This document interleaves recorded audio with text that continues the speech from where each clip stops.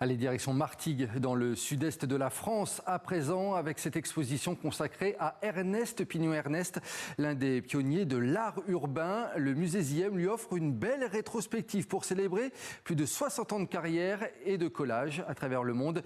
Et l'Afrique, vous allez le voir, figure parmi les étapes importantes de son vaste parcours. Pascal Achard, Guillaume Gouet et Alice Langlois. Sur les traces d'un parcours au long cours. Retour à Martigues pour Ernest Pignon-Ernest qui nous ouvre les portes du musée Ziem. À l'affiche, plus de 60 ans de carrière d'une des légendes de l'art urbain. Souvenir de ses collages à travers la ville dans les années 80, mais aussi de dessins réalisés sur l'un des murs du musée à l'époque de son inauguration. C'est des références aux images que je collais simultanément à travers Martigues. Ça fait 40 ans et le fait qu'il est encore là, tout à fait en bon état et tout, c'est comme si je l'avais fait hier, quoi. C'est un raccourci dans le temps. Voilà.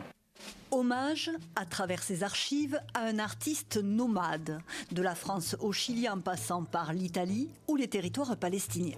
Là, c'est le marché de Ramallah. Là, c'est une rue de Ramallah où les immeubles ont été détruits par les Israéliens.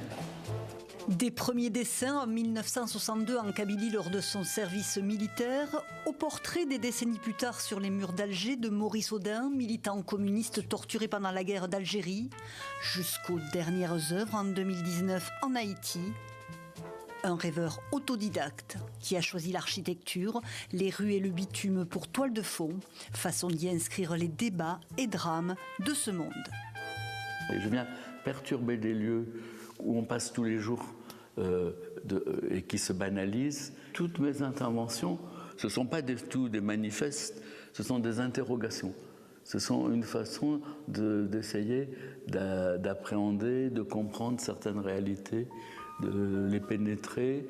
Un agitateur qui métamorphose avec ses dessins la rue en œuvre, façon de provoquer une réflexion. Exemple avec une œuvre historique à Nice en 1974 en réponse au jumelage de sa ville natale avec le Cap en Afrique du Sud sous le régime de l'apartheid.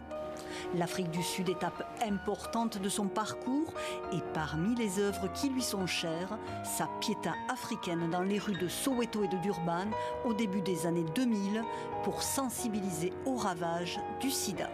J'ai été reçu par un collaborateur de Mandela, un de ses proches, qui me dit « Vous savez, nous avons vaincu l'apartheid, nous vaincrons le sida ». Et je suis parti sur cette idée de faire un parallèle entre ces deux réalités. Et j'ai fait en sorte que mon image qui traite du sida fasse penser à l'image emblématique de l'apartheid. C'est la mort d'un jeune garçon qui s'appelle Hector Peterson, qui a été tué dans une manifestation. J'ai dessiné avec les gens du bidonville que j'ai fait poser. Un artiste engagé et humaniste, un poète urbain aussi. Poésie et littérature l'ont accompagné tout au long de son parcours. De Rimbaud égrené sur les routes de France à Pasolini en Italie. Des œuvres éphémères mais emblématiques qui demeurent gravées dans les mémoires. Comme chaque soir, une pensée pour notre confrère journaliste sportif Christophe Glaise. Il est toujours emprisonné en Algérie. TV5 Monde reste mobilisé pour sa libération. Et puis restez connectés à tout moment à l'actualité africaine. Le bon réflexe est de flasher ce QR code à l'écran et vous vous retrouvez sur notre chaîne WhatsApp. C'est la fin de ce Journal Afrique. À demain pour une nouvelle édition.